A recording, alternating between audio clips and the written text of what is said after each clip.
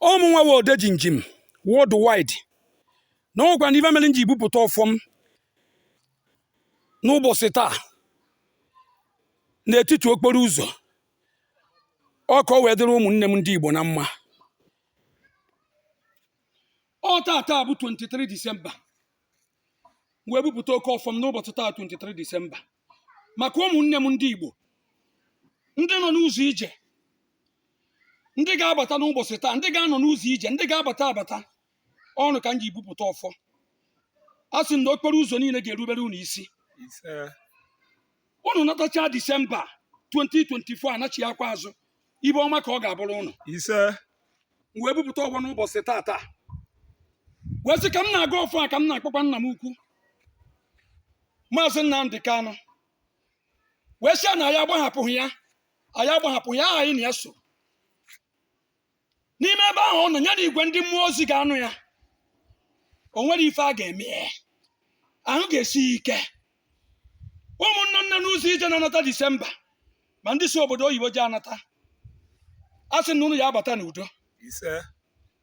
Onye chiara unu ibe ọjọọ ka ọ ya afụ. Onye chiara unu ibe ọma ka ọ ya abụ. Mana ibe nna ya unu nọ na moto nyalụ moto na-anata jini nwayọọ. Ọ kacha ndị ga-ebu famili ha jini nwayọọ. Ichetakwana ngwa na unu onye natacha Disemba na-apụ eje ebe ọwụna ya gwụkwa na enyi ya ebe ọ na-eje kama ya kpee enyi ya bịa eduje ya ozi. Ụmụnne m anyị adịnụ ka m kwuru. Ụmụnne m na-abata Disemba unu ya abata n'udo. Unu na-aba unu ya anakwa n'udo. Mmụọ ọbụla ma ajọ mmadụ ọbụla ga-apụta n'iyi na nnata unu na unu ama anata ya n'udo na unu abịaghị a na-achị ya n'udo. Anyị sị na ana ga-eri isi ya. Ụmụnne m ndị Igbo anyị ga-anata na Disemba n'udo. 2025 anyị yeri ya nụkwa gbaa Disemba ya n'udo. Okwu ekwuru n'iyi ka ọ bụ. Onye na-achọ anyị ada nwa ada, onye na-asị na anyị ga-anwụ.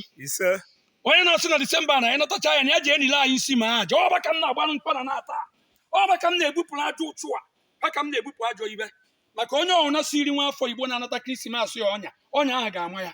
Ndị okwu anyị kwuru nwa ihe ka ọ bụ. A sị na nwa afọ Igbo ọbụla na-abata Krismas na-awele ka ọ ya abụrụ ya. Ị na-agbakwa anaba awele ka ọ ya abụrụ ya. Onye ọbụla isi gị na aja nke ka o ji eji were chụwa.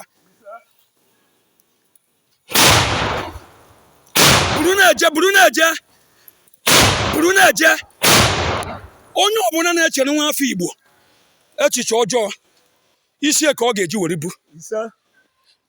Onye ọbụla na-ekwu na nnata nwa afọ Igbo na 2024 na ọ natacha ya na-achịba azụ na ọ ga-enwe ibe ndaghachi azụ isi ka ọ ga-eji buru. Onye si na ndị na-acha akwụkwọ na ma afọ isi ka ọ ga-eji buru. Ụmụ Igbo unu ga-anata Krismas ya n'udo, unu ga-agbụ ya n'udo, unu ga-anakwa n'udo na unu na-achịwe.